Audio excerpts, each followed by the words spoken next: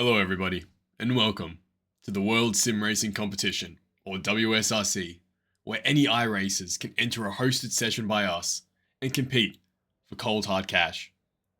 Today, we are racing on Rudskogen Motorsenter in the GR86s with a prize pool of $20, winner takes all, going to first place. We see some familiar faces in this chat. We have Juan, who competed in one of our earlier GR86 races.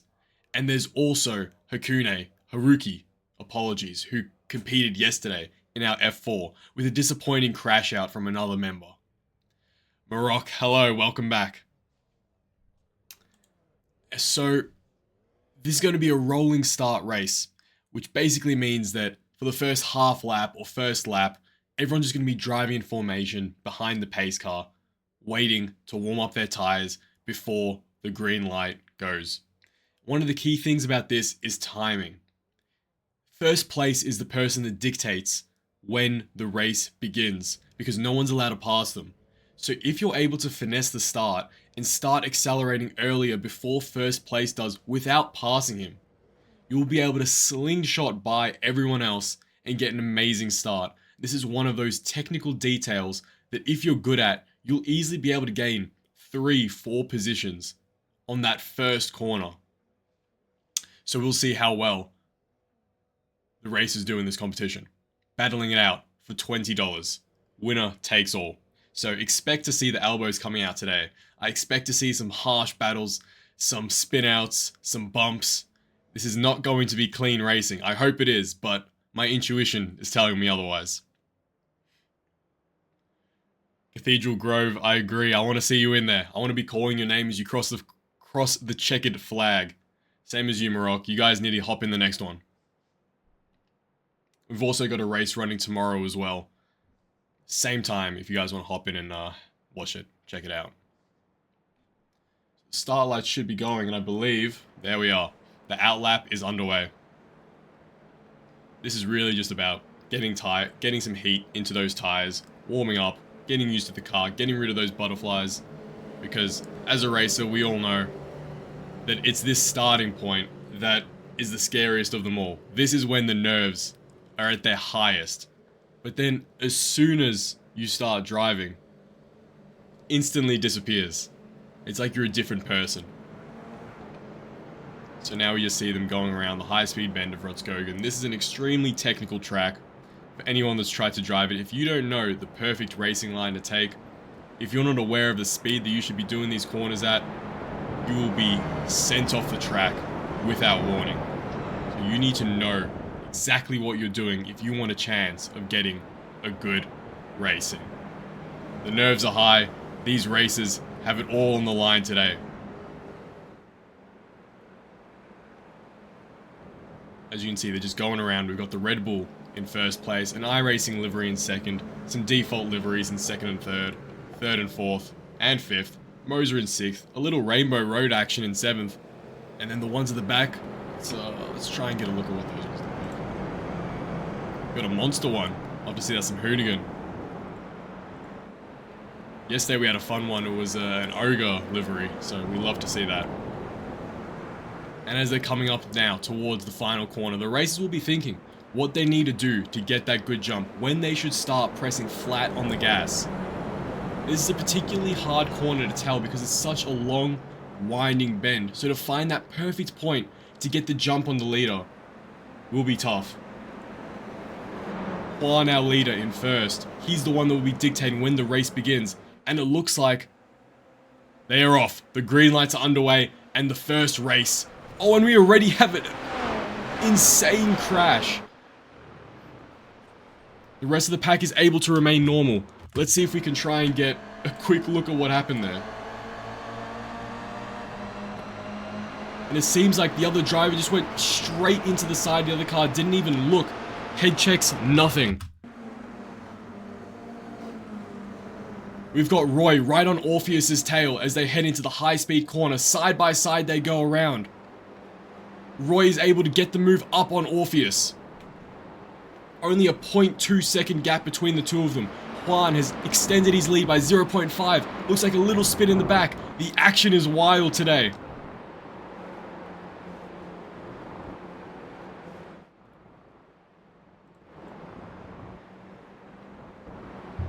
Let's try and get our bearings here. Juan, 0.7 second gap. Roy has moved up 3 positions. The leaderboard is going crazy right now. I'm not sure what's happening.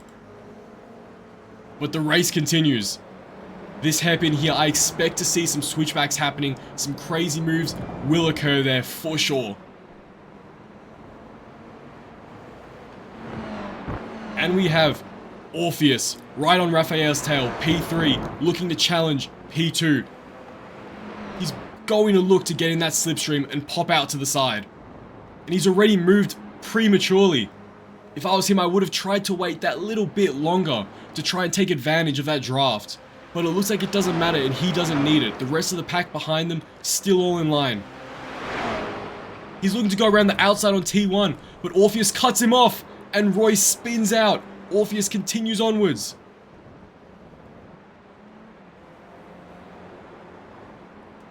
Let's see whose fault that was.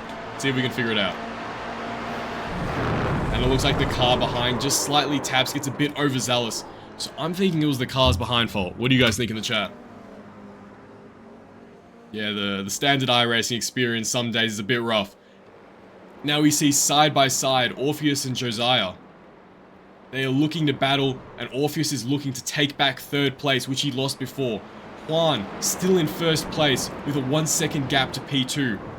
Hosea though, Hosea, I may be saying that wrong, with a 7 second gap to P2, so he's going to look to want to make up some more ground. Let's have a quick check-in with our leader.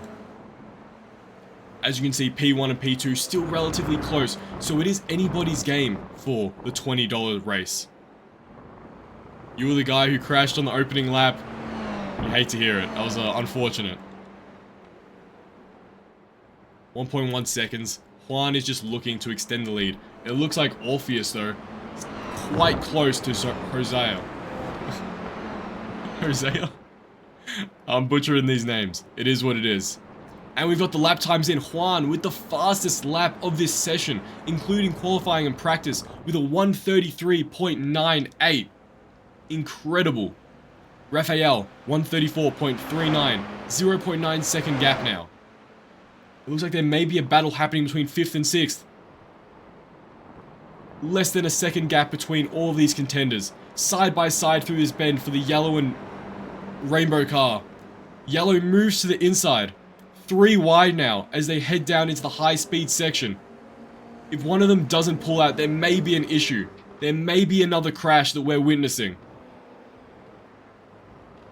Rainbow is able to hold his position and the yellow car is able to take the lead.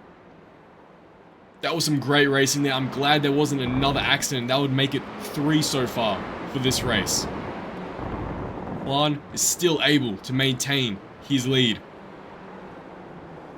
Tuning in on Roy now with the rainbow car. The Hoonigan, though, takes the inside. So is Mateo, and they're both able to get a double pass on Roy. That's got to be brutal.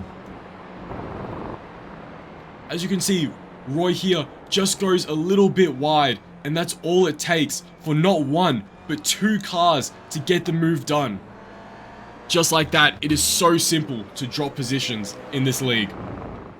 You have to always be locked in and ready and know what's going to happen. It looks like Roy's looking to make a move back on Haruki, and he gains back another position, only 1 down from his initial starting spot. We have Ankit now, who's moved up 5 positions since the start of this race. Incredible performance so far, you'd love to see it.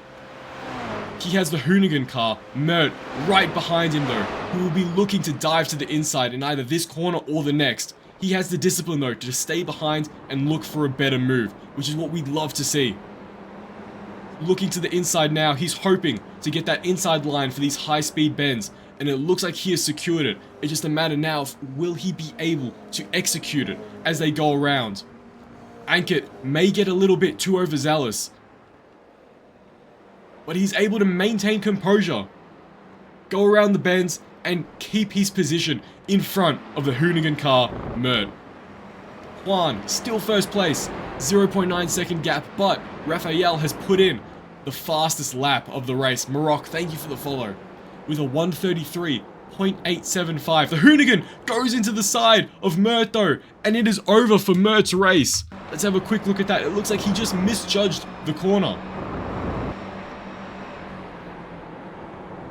As he's going around, it just seems like he overslowed, nearly spun out, and the Hoonigan just took him out. Cathedral Grove, thank you for the follow. Controlled racing is always better. Push, but not with complete abandonment. I 100% agree.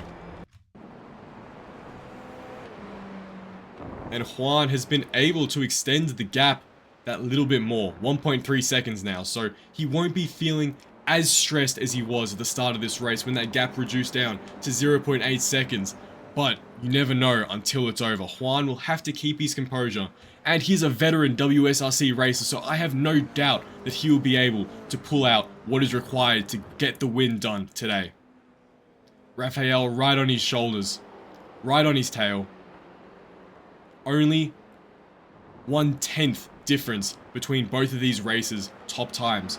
So Rafael knows that if he's able to continue pushing, then he will be able to potentially get the move done. Juan does have some great controlled brake steering, I do agree. He's been doing amazing through these laps. You can really see the compression of the car as he trail brakes through these corners. Nothing is aggressive in the way he drives. We love to see that. For those that just joined, this is the World Sim Racing Competition, or WSRC, where any iRacer can join one of our hosted races and battle it out for a prize pool to take home cash prizes. Let's tune in with number 3. Orpheus, it looks like he is just chilling, 14 seconds away from P2, so it is going to be a tough battle for him to try and secure P1. He's going to have to be putting in some insane laps, but so far it looks like he hasn't even been able to put together one single valid lap, unfortunately. He must always be slightly going off track based on the leaderboard here, not showing a valid time. Back in with our leaders, as these are the two closest actions happening. 0.7 second gap. Rafael has been able to slightly close the distance 8 minutes into this 15-minute race. Rafael is hungry for this $20, and I know he's not going to give up until he gets the move done. The question is, will he be able to do it cleanly? Will Juan fumble under the pressure of having a racer evenly skilled, only 0.6 seconds behind him? His heart would be throbbing right now. He needs to keep composure, not look in his mirror, focus on his racing line, focus on his braking points, and get the job done. He's already done it for half the race. He just has to continue what he's been doing so well this far. Looks like there is a close battle between Hosea, and he just gets an overtake, I believe. Let's have a quick look at that. Make sure we didn't miss anything. Hosea going through now the high speed bend, and Mert. Perhaps it wasn't an overtake, but the Hoonigan was right on his tail, looking for the move on the inside there, but just unable to get it done. The gap has extended though between the Hoonigan and Hosea.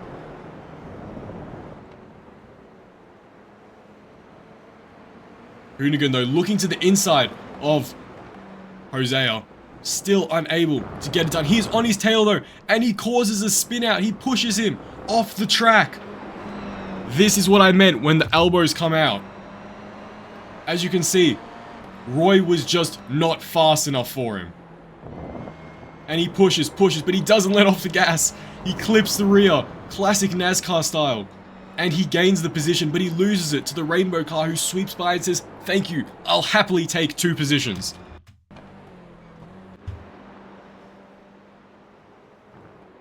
Back in with our leaders, 0.7 second gap. These two are really fighting tooth and nail for this. Juan wants to secure this win. He knows the taste of being so close to taking home the cash but not getting it. So today, he's coming with everything he has. The lap time so far, 1:33.98 for our current leader, Juan. 1:33.8 for Rafael. 1:35.6. Almost a 2-second difference between P2 and P3. Roy with a 135.4. Mert with a 35.9. Haruki with a 37.1.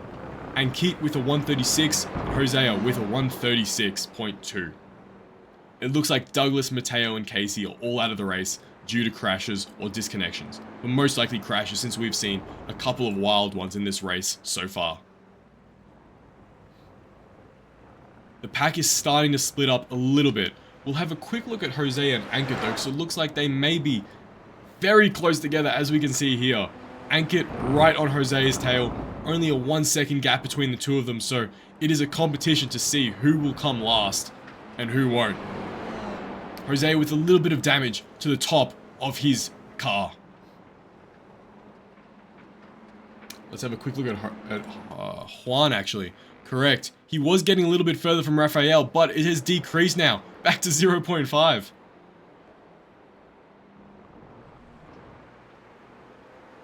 Agreed, Casey. Rafael does have a great second sector. That is when we see him making up all the moves on Juan. So we will just have to see what entails next. We could even be seeing a last second takeover on that final bend. Gets the slipstream and Rafael pulls out to take the victory. Josiah. That is a great call. Thank you for that, Green. Green 622. 0.6 seconds now between P1 and P2. Only 3 minutes left in this race. I agree, it's one of the most fun parts of racing, seeing how in the exact same car, the exact same setup, some people will always get ahead or get behind in certain sectors of the track. As you can see, Juan was able to take that last corner a little bit better than Rafael. Despite Rafael being in his draft, it doesn't matter. The 0.9 second gap is not reducing. Rafael is going to need to hope that Juan makes a mistake, goes wide, gets under too much pressure and makes a mistake. Because both of these drivers are driving immaculately right now. No mistakes, both putting in blisteringly fast lap times. So it is just a matter of who has the mental fortitude to make it happen. Juan, only 2 minutes left. You know his nerves would be on fire right now. Japunes, thank you for the follow. Back down to 0.6 second gap. These two races, this entire race, have been fluctuating between a 1.2 and 0.5 second gap. That is going to be extremely frustrating for Rafael and extremely nerve-wracking for Juan. This is what racing really all comes down to. Being able to keep composure, not rush your moves, and do what needs to be done when the time comes. Because rushing moves just leads to crashes like we've seen many times in this race so far. Orpheus with a 20-second gap to P1. Roy with a 24-second gap. Mert 26 now. Haruki 29. Josiah with a 35. Ankit with a 38-second gap. We're not going to be seeing any overlaps this race because the laps are around a minute 30.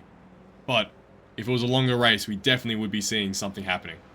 Rafael pretending to look to the inside, trying to do anything to make Juan get off his game. He's flashing the lights at him. He's doing anything he can to try and make Rafael, to try and make Juan lose his composure. Juan goes a little bit wide there, but it isn't enough to make Rafael get the pass. 0.9 seconds difference.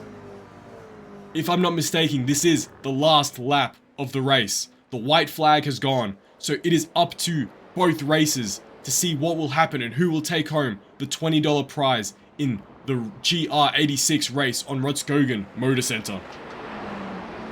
Both races equally deserve this win, with a phenomenal performance put in by both of them.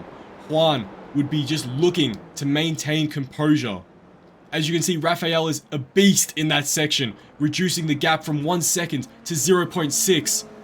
Expecting a dive bomb. If there was a chance to do a dive bomb, it would be on this hairpin here. But Rafael just wasn't close enough to get the move done. We'll have to see if he tries something coming up into these final corners of the lap. It is now or never. Something has to be done if Rafael wants to take home the $20. And Juan just needs to avoid looking in his rear mirror. Will Juan take home the $20 for the first time ever in WSRC? It's looking good for him. He tries to get Rafael out of his slipstream. He is weaving, he's flashing his lights as he crosses the checkered flag and takes home $20. Juan in first place, Rafael in second, and Orpheus in third. That was a phenomenal battle by the top two racers of this race. Both Juan and Rafael, congratulations on an amazing race, an amazing battle between the two of you. Well-deserved race win from Juan, who is able to maintain composure for close to 11 laps. Amazing work by the two racers and everyone else in the field who avoided to not crash. Juan celebrating by flashing his lights, both drivers doing a victory lap on the last section of Rudskogen Motorsenter. This was a great watch. Can't wait to see the recaps. Yes sir, I'm glad. It's going to be a fun one editing these up and getting some great clips out, because there was a lot of action today. Juan, well done. I'm keen to see you in the next race and hopefully take another win. And Rafael, I hope you come back for redemption in one of our next races and secure the P1 that I know, and the rest of our audience know you're capable of. Today just wasn't your day. Whose fault was the first crash? It looked like, I'm not sure which driver you were, Casey, but it looked like both of you were side by side and then one driver just went directly into the one on the right. So we'll have to see. There'll definitely be a short form video made on that, and we'll have to determine whose fault it was in that upon later analysis. Thank you everybody for tuning in. Check out our Instagram, WSRC_official, if you want to see short form clips, same as YouTube, where we'll be posting some highlights. Thank you for tuning in everybody, great race from everyone, and we will be back tomorrow with a larger prize pool race on the GR86s on Rudskogen Motorsenter. Thank you for tuning in everybody. I'll see you tomorrow, same time.